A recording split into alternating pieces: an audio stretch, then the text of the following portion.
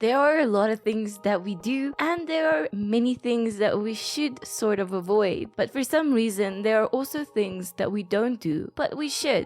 Let's get started with a very important one. In Stardew Valley, we actually have a pretty large farm with plenty of space to put things and be productive, but it's not quite big enough. And that is why we should be utilizing the desert as much as we can. The desert is actually pretty big and mostly empty. There are so many things that we can actually use the space for, like tappers on trees. Tappers are really important for increasing your keg and the wine empire, but trees with tappers on them take up a lot of space. Luckily for us, we can just plant these trees in the desert. But there are so many other things we could use the desert for. To avoid visiting the desert every single day, placing processing machines that take a few days to complete their processes. So place the kegs in the desert as they take a week to turn fruit into wine. You can also place crystallariums in the desert with diamonds in them. These take 5 days to create diamonds. And most importantly, place a bunch of solar panels in the desert. It is always sunny in the desert, so every 7 days these will produce battery packs for you. Eventually you will have so many battery packs that you can actually start selling them. I even decided to place some preservation bins to make some jelly. I tried placing garden pots with deluxe retaining soil, but the game wouldn't let me, which is kinda sad. Imagine if we could fill up our entire desert with more crops. Besides for that, the desert is pretty good.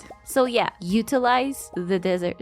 You need to complete the monster eradication goals. I know they seem pretty tough and extremely tedious, but the rewards for some of these goals are actually incredible. Like the burglar ring, for example. Yeah, you will have to defeat 500 dust sprites, and yeah, that can take quite a while to do, but the burglar ring is worth it. The ring will double the chances of gaining loot from defeating enemies, and from my experience, it works much better than you'd expect. Next, we have the slime charmer ring. This is actually an incredible ring that will make your life so much easier. This ring will make you completely immune from damage from slime, allowing you to raise slimes in a slime hut and reducing your stress when diving into the mine. Yeah, you will have to defeat 1000 slimes to get this ring, but it is a good ring. Next, we have the napalm ring. This ring isn't as good as the previous two, but it is still really good. This ring will cause enemies to explode when you defeat them. This explosion will damage nearby enemies and even destroy rocks for you in the mines. And if all of the stars align, you can trigger a chain reaction that causes a bunch of enemies to die. The napalm ring is just a fun ring, and it is worth defeating 250 royal serpents. The other rewards are also good, but these three are the best.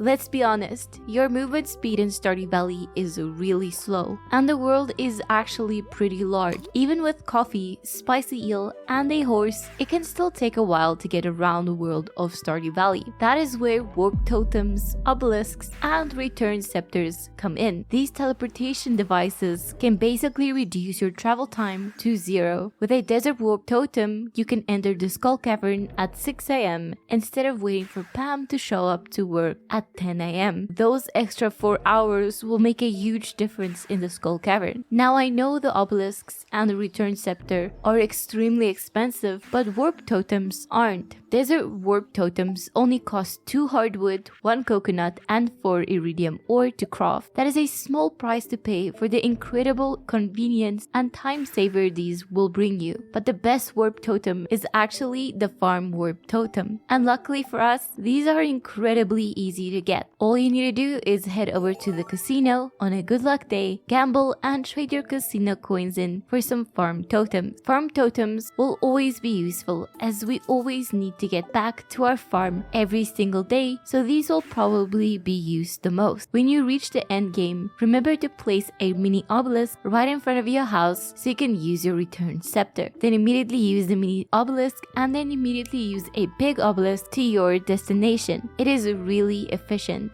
If you are anything like me, you probably completely ignore the townspeople and have basically no friends. You shouldn't do that. At least befriend the townspeople that can give us some benefits. Like George, for example. George will teach you how to cook spicy eel. Spicy eel is a great early game food item to use in the Skull Cavern. You will get a speed boost and a luck boost. Very nice. Next, you should definitely befriend Robin. She will teach you how to make pumpkin soup. Pumpkin soup is really easy to cook as it only needs a pumpkin and some milk. And the benefits are definitely worth it. Pumpkin soup will give you a +2 to your defense and a +2 to your luck. A good food item that will seriously help you out in the mines. Another person I would befriend is Caroline. When you reach 2 hearts with Caroline, she will teach you the recipe to make green tea saplings. These green tea trees will produce tea leaves on the last week of the first 3 seasons, and they don't need to be watered. And of course, you should befriend Emily so that she can give you access to her sewing machine so that we can get our glamour game going.